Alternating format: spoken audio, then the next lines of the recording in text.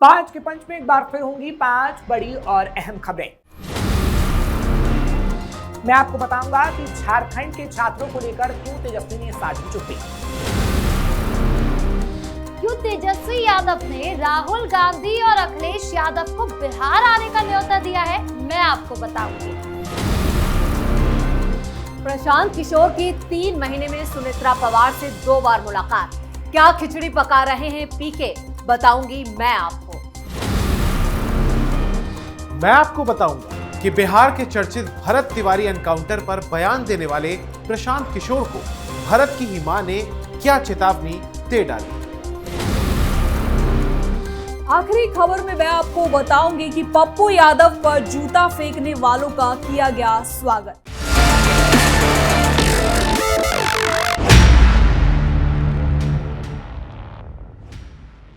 बिहार में छात्र आंदोलनों के दौरान सरकार को घेरने वाले तेजस्वी यादव अब झारखंड के जेपीएससी जेएसएससी आंदोलन को लेकर सवालों के घेरे में हैं। रांची में छात्र भर्ती परीक्षाओं में गड़बड़ियों, 14वीं जेपीएससी परीक्षा रद्द करने और सीबीआई जांच की मांग को लेकर आंदोलन कर रहे छात्र को लेकर तेजस्वी चुप्पी साध गए। कई छात्र इस वक्त हड़ताल पर हैं। खास बात है कि झारखंड में राजद हेमंत सोरेन सरकार का हिस्सा है और उसके मंत्री संजय प्रसाद यादव आंदोलनकारियों से बातचीत के लिए बनी सहमति में शामिल हैं। ऐसे में बिहार में तेजस्वी की सक्रियता और झारखंड में उनकी चुप्पी की तुलना लगातार हो रही है। सवाल है कि क्या सत्ता में साझेदारी छात्र आंदोलन पर राजद के रुख को प्रभावित कर रही है। दरअसल छात्रों के प्रदर्शन को लेकर पूछे गए सवाल पर राष्ट्रीय जनता दल नेता तेजस्वी यादव ने कोई प्रतिक्रिया नहीं दी। उन्होंने सिर्फ इतना ही कहा कि उस पर बात करेंगे, कल बात करेंगे। दरअसल अपनी प्रेस कॉन्फ्रेंस में उन्होंने अपना पूरा ध्यान बिहार के कानून व्यवस्था और बंटी यादव हत्याकांड पर केंद्रित किया। झारखंड में छात्रों का आंदोलन पूरे देश में चर्चा का इस वक्त विषय बना हुआ है। प्रदर्शन को देखते हुए झारखंड सरकार ने अब बातचीत की बात कही है और छात्रों ने भी इसके लिए 11 सदस्यीय प्रतिनिधिमंडल का गठन किया, लेकिन बावजूद उसके तेजस्वी ने एक शब्द इसको लेकर नहीं बोला। और तो और तेजस्वी यादव ने बाकायदा अपनी प्रेस कॉन्फ्रेंस में छात्रों के लिए एक शब्द नहीं बोला, लेकिन सम्राट चौधरी पर वो कटाक्ष करते रहे। हालांकि बंटी यादव ने लड़ाई लड़ी, उन्होंने ये बात कही और बंटी यादव के समर्थन में तेजस्वी यादव अब नजर आ रहे हैं। उन्होंने पुलिस पर भी लापरवाही के आरोप लगाए हैं। उन्होंने बताया कि परिवार के लोगों को डीजीपी से मिलने के लिए समय दिलाया गया था। इसके बाद कुछ आरोपियों की गिरफ्तारी हुई और सारा काम मैंने ही किया, यानी नेता प्रतिपक्ष की भूमिका बिहार में मैं अच्छे से निभा रहा हूँ। लेकिन सवाल है कि आखिर तेजस्वी यादव छात्रों के मुद्दे पर क्यों नहीं बोलते। दिल्ली के जंतर मंतर पर जब छात्र प्रदर्शन कर रहे थे तो वो बिहार नहीं थे, वो विदेश घूम रहे थे, और आज झारखंड के अंदर जब छात्र प्रदर्शन कर रहा है तो तेजस्वी के मुंह से एक शब्द नहीं निकल रहा है। खबरों में अब बात तेजस्वी यादव। सिवान के छात्र आंदोलन में जहां प्रदर्शन के दौरान AK-47 जैसी राइफल लहराने और छात्रों पर फायरिंग के मामले ने पूरे राजनीतिक गलियारों में भूचाल ला दिया। इस घटना के सामने आने के बाद से ही पूरे राज्य में कानून व्यवस्था को लेकर सवाल भी खड़े हो रहे थे।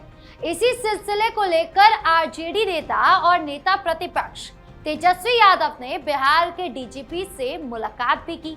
इस दौरान उन्होंने बहुत कड़ा और आक्रामक रुख अपनाते हुए साफ शब्दों में कह दिया कि पुलिसिया जुल्म और सरेआम AK-47 के इस्तेमाल जैसी खौफनाक घटना में सिर्फ एक छोटे सिपाही या कर्मचारी को बलि का बकरा बनाकर मामले की खानापूर्ति बिल्कुल नहीं की जा सकती। तेजस्वी ने अपनी बात को आगे बढ़ाते हुए कहा कि संसद के पटल पर राहुल गांधी और समाजवादी पार्टी प्रमुख अखिलेश यादव ने जिस तरह इस गंभीर मुद्दे को पूरी ताकत और जोर शोर से उठाया, उसके लिए वो और देश का पूरा विपक्ष उनके आभारी है। लेकिन उन्होंने ये भी जोड़ा कि ये लड़ाई सिर्फ दिल्ली में संसद के अंदर तक ही सीमित नहीं रहनी चाहिए। इसीलिए उन्होंने राहुल गांधी, अखिलेश यादव और देश के तमाम अन्य बड़े विपक्षी नेताओं से हाथ जोड़कर ये अपील की है कि वो जल्द से जल्द बिहार की धरती पर आए। उनका पक्का मानना है कि इन तमाम बड़े राष्ट्रीय नेताओं के खुद जमीन पर उतरकर पुलिस की इस बर्बर गोलीबारी और लाठीचार्ज में बुरी तरह घायल हुए उन बेकसूर छात्रों और उनके डरे सहमे पीड़ित परिवारों से व्यक्तिगत रूप से मिलना चाहिए। जब देश के दिग्गज नेता खुद सामने आकर इन पीड़ितों के साथ मजबूती से खड़े होंगे तभी जाकर शासन प्रशासन की इस तानाशाही और मनमानी पर पूरी तरह रोक लग सकेगी। फिलहाल बिहार की जागरूक जनता इस पूरे घटनाक्रम को बहुत बारीकी से देख रही है और प्रशासन की इन मनमानी पर अपना कड़ा रोष और गुस्सा भी जता रही है। अब देखना ये दिलचस्प होगा कि इस हाई वोल्टेज और संवेदनशील मामले में आगे कौन सा नया मोड़ सामने आता है। सरकार इस पर क्या ठोस कदम उठाती है और दोषी अधिकारियों पर कब तक शिकंजा कसा जाता है। राजनीतिक रणनीतिकार से राजनेता बने प्रशांत किशोर ने महाराष्ट्र की राजनीति में एक बार फिर अपनी सक्रियता बढ़ा दी है। जन स्वराज पार्टी के प्रमुख प्रशांत किशोर ने राष्ट्रवादी कांग्रेस पार्टी यानी एनसीपी की अध्यक्ष और महाराष्ट्र की डिप्टी सीएम सुनेत्रा पवार से मुलाकात की।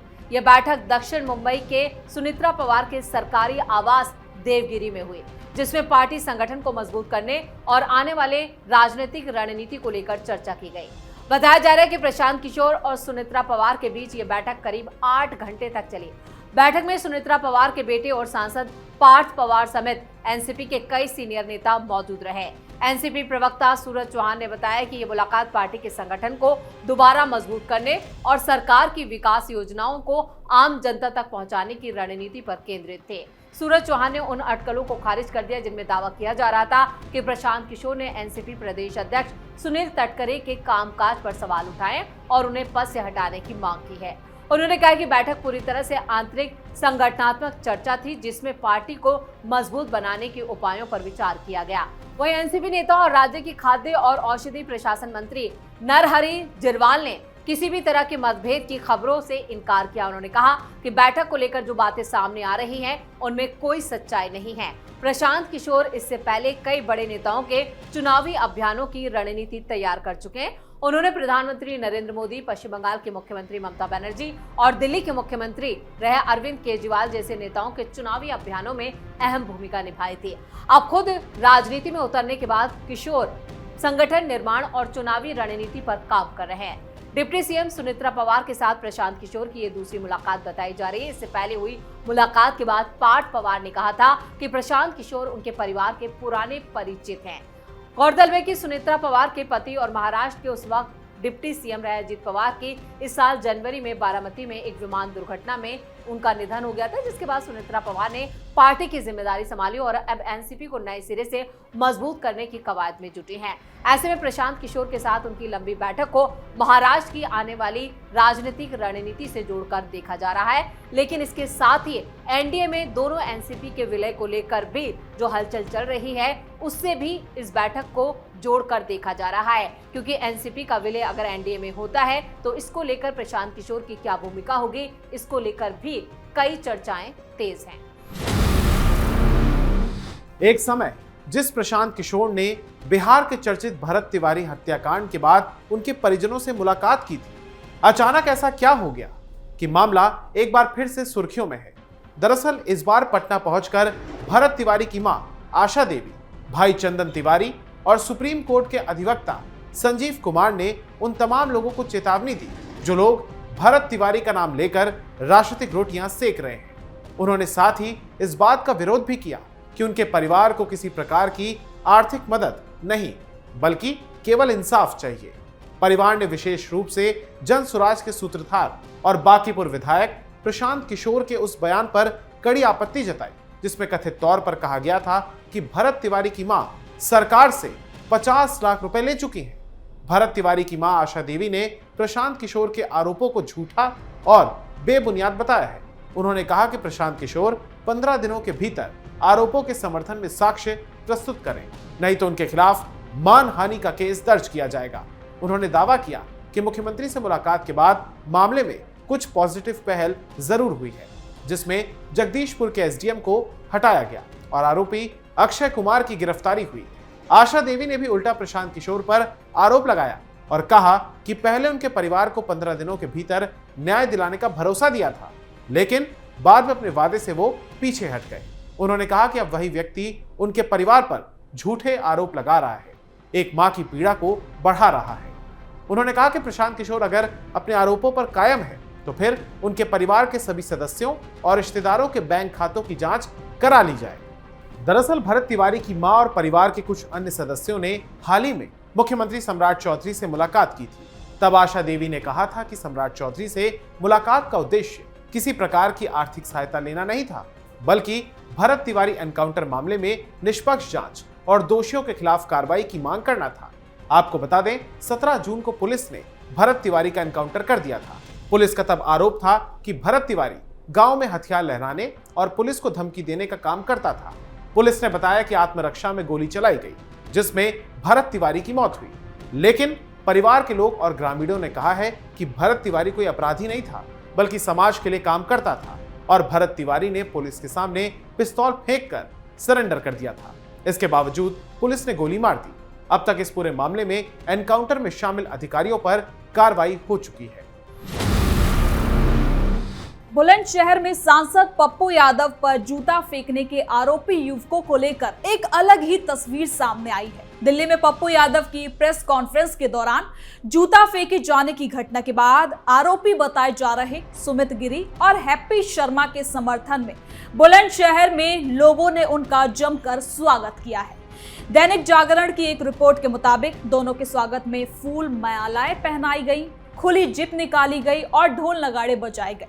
दरअसल दिल्ली में पप्पू यादव के कार्यक्रम के दौरान एक युवक ने उन पर जूता फेंका था। घटना के बाद मौके पर अफरा तफरी की स्थिति मच गई थी और समर्थकों ने आरोपी युवक को पकड़ लिया था। अब पप्पू यादव ने इस घटना को गंभीर बताते हुए इसे अपनी जान पर खतरे से जोड़कर देखा था। उन्होंने आरोप लगाया था कि हमला सिर्फ जूता फेंकने तक सीमित नहीं था और हमलावर के पास कथित तौर पर चाकू भी मौजूद थे।